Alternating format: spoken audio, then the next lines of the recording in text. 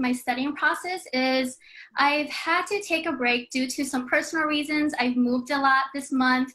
Sorry, not this month, this year. I've moved at least 3 or 4 times. And because I started studying for the LSAT at the beginning of this year, and with all the moving, I have like bits and pieces of the LSAT already done, like studying wise. And now that I'm trying to be more consistent because my test is in November, I feel like I don't really know which bits and chunks I've already memorized and what I don't have memorized. So what would you say as a tutor, what's the best way to kind of see where have you backtracked in your studying? What's the best way to know what you already know and what you need to work on after someone who's taken time off? Yeah, sure. So I'll push back a little bit and ask you, let's say we weren't having this conversation. How would you figure it out? What's the simplest thing you could do? Take the test. Take a test, take a practice test. Just take a diagnostic. I mean, I don't recommend cold diagnostics because they can often be discouraging, but you've been at it for a while already. You just want to know, what do you have down? What might you be rusty on? And what might you need to cover from scratch? And so take a diagnostic. There's nearly 100 released exams, 89 of which are numbered. So pick any of them, something fairly recent, but not too recent. Just take one, see how you do. And obviously with a grain of salt, knowing that you will get more fresh on it as you get back into the swing of things. Definitely. That makes sense. Yeah. You've got some good time. You've got almost 3 months. So you can really, if you buckle down these next 3 months, you can make anything happen. Definitely. I definitely agree. And I guess, so taking the practice test, and then because I have been studying out of the LSAT trainer, that it's kind of, I think I'm like halfway done with the book, that I guess after taking the practice test and going to the book, I feel like the material is just so dry. And I don't know, like, do you feel like other students have this problem where they're going through half the book and they feel like it's so dry and that when they read it, it's kind of like, I feel like it's just not sticking, or I'm not trying hard enough, or I don't know, I'm not sure. Yeah, I hear what you're saying. I mean, books can get a little bit overwhelming at times when they're hundreds and hundreds of pages long. Even a great book can get boring because it's about the LSAT, right? So maybe you want to change it up a little bit. I mean, now there's all these videos out there. I mean, obviously I have mine on the LSAT Unplugged YouTube channel. I have the podcast, my courses and stuff, but videos in general can be a lot more engaging. I mean, back when I was studying, I would have to reward myself after every single chapter of a book by watching Chappelle's Show. Every single chapter, like, okay, I've got another episode of Chappelle's Show coming up. I'm just going to watch that as like my carrot and stick thing. That was the carrot. That was what kept me moving forward. And so maybe you want to set up little rewards for yourself, or maybe you want to change it up completely. I love that. Thank you. I think that's probably the strategy that I'm going to have to use. Yeah. Yeah. You need little bite-sized rewards, especially these days with internet, social media. We're used to a lot more stimulation than what you get out of a book. And the LSAT can be pretty dry sometimes. I'm not going to lie about that. Yeah, definitely. What else? What other obstacles are you facing right now? Because you got 3 months. November's probably going to be a flex. Are you down with the flex? Are you familiar with that? I am familiar with the flex. I know a lot of people are saying that we can go online on the website, LSAT, and they're giving us basically the test that they have on there is exactly what the LSAT flex is going to look like.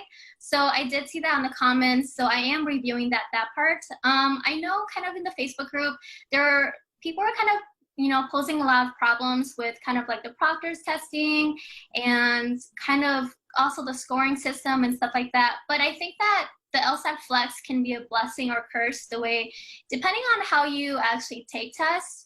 I think that, doing it on your computer from your own home might be more comforting for other people versus going on to another location, take it there. I'm thinking that because it's in November, I'm not really sure if it's going to be flex or paper, but I'm trying to prepare myself the best to actually be able to, do it both ways. I think that's probably the best way to prepare for it. But other than that, I think, you just got to do what you got to do. And I think everyone right now is just trying to make it work. So yeah, that's kind of how I feel about it. Cool. Well, it sounds like you're not too intimidated by the format, which is a good thing because the content of the exam is the same, whether it's flex or digital on the tablet or paper. The questions are the same. It's no more difficult one format or the other. And by the way, where are you located? I'm located in Minnesota. Minnesota. Okay, so there's no more paper LSAT period. It's going to be either Flex online or it'll be digital on tablet, which I think is actually pretty unlikely. I mean, they just recently announced October is going to be a Flex, which then in my view puts the odds of November being a Flex even higher. Because it's going to be September in like a week. Yeah, they're gonna announce on November probably within the next month, but it's almost certainly going to be a Flex. And by the time they decide, typically 6 weeks prior, they make the announcement. Even if they did change it in an unexpected direction, that it would be on tablet, you'd still have plenty of time to do tons of exams on a tablet if you wanted to. But like you said, the LSAC website, Law Hub, they've got the majority of exams in that digital and Flex format. The software is the same between them. So as long as you're familiar with the format, with the countdown timer, the flagging function, the highlighting, you'll be good to go. Yeah, and I didn't really like the part that we can actually X out the answers. And I was just like, oh, hey, this is kind of like what I do when I'm studying. So it's kind of like paper into digital. So oh, yeah. I mean, multiple choice, you got to be able to cross off. You got to be able to say, this is no longer something I'm considering. I'm down to 2, and then you're good from there. Definitely. So if they're having it on tablets, are they providing tablets for the students taking the test, or how is it? Yeah, great question. So the online LSAT Flex during COVID is from home on a computer. But if let's say there were no COVID, like it was last year, then you take the LSAT in person at a testing center on a tablet, specifically a Microsoft Surface Go. And it's their tablet. You can't bring your own because who knows what you put on that, right? Like they give you the tablet, they take it away. Automated answer. It's just yeah. there. Exactly. Yeah. So they're not taking any chances with that. So it's their tablets. They supply it. They pick it up. They take it at the end. They're watching you the whole time. On the Flex, it's your computer, but the ProctorU software takes over your computer. They X out of all the other programs. They don't let you play any games with it. They really have good software control over it. Yeah, I'm sure. I mean, yeah. And they're recording it all too in case of anything. So it's just this new world we all got to get used to. But it's, a lot of people like it because, like you said, it's at home. Assuming you've got a quiet home environment, good internet connection, you're not going anywhere. There's nobody distracting you. It's just you there home alone taking the exam. You're done in 2 hours. Yeah, definitely. And I think just when you're doing it at home too, it's kind of like you kind of feel like you're just, if you're continuously taking the test in the same environment, you kind of feel like, okay, I'm just doing another session of my practice session. So I think you are less stressed taking it versus when we're going to actually a testing center and you see all the students there and you're like, oh man, everyone's here, everyone's with the same pressure. So I think you're right. I think there's less buildup, less adrenaline, less anticipation. You could be in your PJs. You take a few warm-up questions 5 minutes before, you put them aside, you log in, you get started. Again, you're done in 2 hours. You didn't even have to go anywhere. You didn't put on shoes. Like it's pretty smooth, I think, assuming you've got good internet. And by the way, if you didn't have good internet or your computer wasn't suitable for the ProctorU software, LSAC will mail you a loaner and you just mail it back at the end. So they do take care of you on that. Accommodating. That's so yeah, nice. they've got it because too many people don't have the right device. Some people don't have a computer, period. Some people have like Google Chromebooks, which aren't really sufficiently sophisticated to handle the ProctorU stuff. So not everybody has a good device. And if you don't have a good internet connection at home, they'll pay for you to take it at a hotel, which is pretty nice too. Yeah, I know. When I saw that in the comment sections of our Facebook group, I was like, wow, that's really nice. That's very nice of them. Yeah, they've got it, and they're doing right by people on this, which is nice. They really do want to make it accessible, which I'm happy to see. Yeah, definitely. Let's see. So, because I guess I don't want to take up all the questions. Like, do you have any questions or? Well, let me think. I guess I'd love to know more about your biggest challenges. You said that you've been moving around a lot. You've been busy, haven't had the time to put into the studying. So what are your plans over the next few months between now and November, mid-November, assuming whether it's a flex or regular, what are your plans? So what I've been doing is I've been going to the gym and then I get on the elliptical and I'll just watch the LSAT video and I'll do that while I'm working out. And I think it's just kind of giving me a new environment to learn and focus. And I found that that's been kind of helping.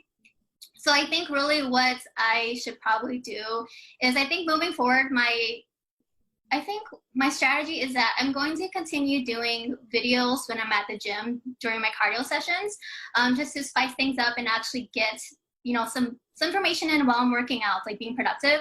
And then I think what I'm also going to do is actually do what you recommended with my LSAT trainer book, and just kind of do by chapter and then give myself a reward, because our bodies and our brains like wired like that.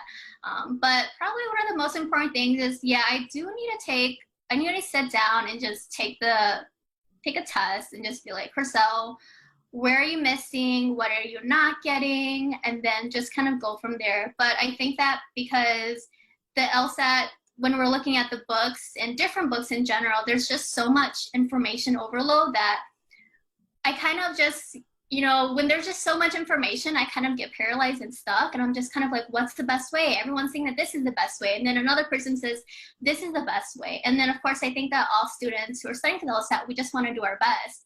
But then we get all this information overload, and then we just get paralyzed, and we end up just not really doing much at all.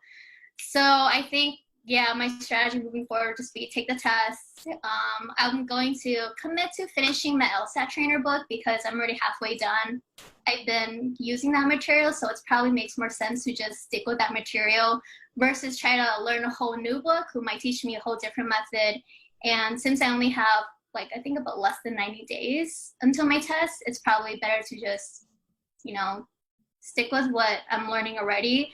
And after that first time taking the LSAT test, I can use different materials for the second test, I guess. If you need it. You may not need it. Hopefully you won't need it. Yeah, hopefully. But I mean, I am hoping to score really well, because I do, want to get, scholarship money for law school. So, I mean, either way, I'm committed to taking the test and getting it done. I think it's just a matter of when I moved to Minnesota from Chicago, it was kind of like when the whole George Floyd thing happened, and it was just so crazy, and with moving, and then my dog getting sick, and, I think life happens a lot, but what I've kind of been learning is that all these things happening, if I'm committed to taking the LSAT, I'm still studying during these periods of high stress, I'm learning that I'm increasing my baseline so that when I'm actually in law school and life happens, I can still stay committed to law school. There was this girl, I forgot what her name is, but she was 24, and she was doing her finals for law school, and she was actually going into labor.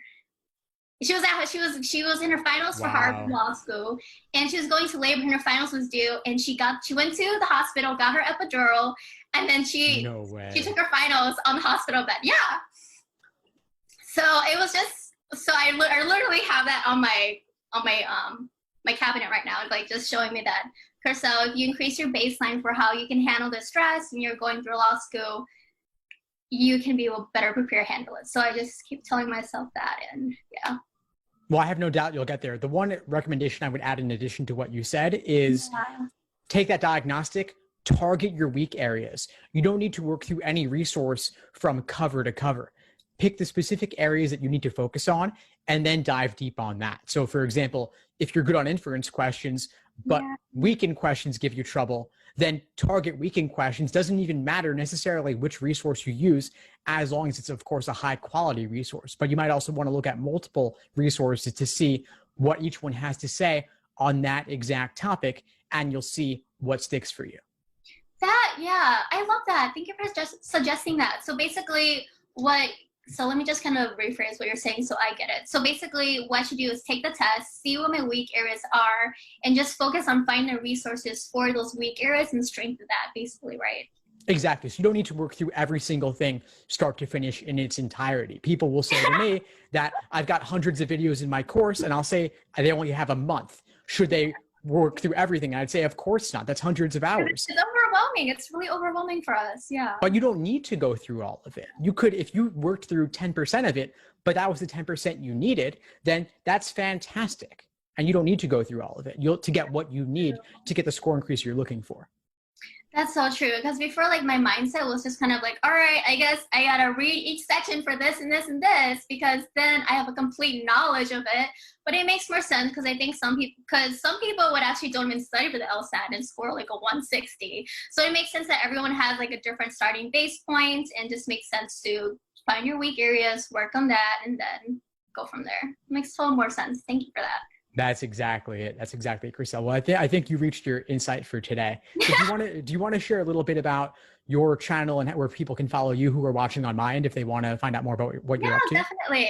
So I have an Instagram. If you guys want to follow me on Instagram, it's Chriselle Grace Lee, ChriSellE, and then Grace LY. And then I also have a podcast on Spotify. It's just called the Chriselle Podcast. Oh, fantastic. Well, I'll link those below. I'll definitely encourage folks to check you out. And for those watching on your end, my name is Steve Schwartz. I run the LSAT blog. I also host the LSAT Unplugged YouTube channel and podcast. I also, of course, have the LSAT Unplugged Facebook group, as well as an Instagram, and folks can find me through any of those channels. Awesome. Thank you. You've been so wonderful. Thanks for reaching out to me and just putting this together. I really appreciate you. I think you're doing such great work because actually when I first started studying for the LSAT, you were like the first person that I found. So I've always been like watching you, following for quite a while. So when you reached out to me, it's like, oh, this is so cool. Like, this is the guy I've been following for a while. Of course. Well, awesome. I'm really glad we connected. Please keep in touch, Chriselle. Great connecting with you. Thank you. Have a great day. You too. Thanks. Thanks for tuning into the show. Please subscribe if you haven't done so already to be notified of new episodes as I release them. And feel free to reach out if you need anything at all as you move forward with your prep. I'm happy to help however I can. In the meantime, I'll wish you all the best and take care.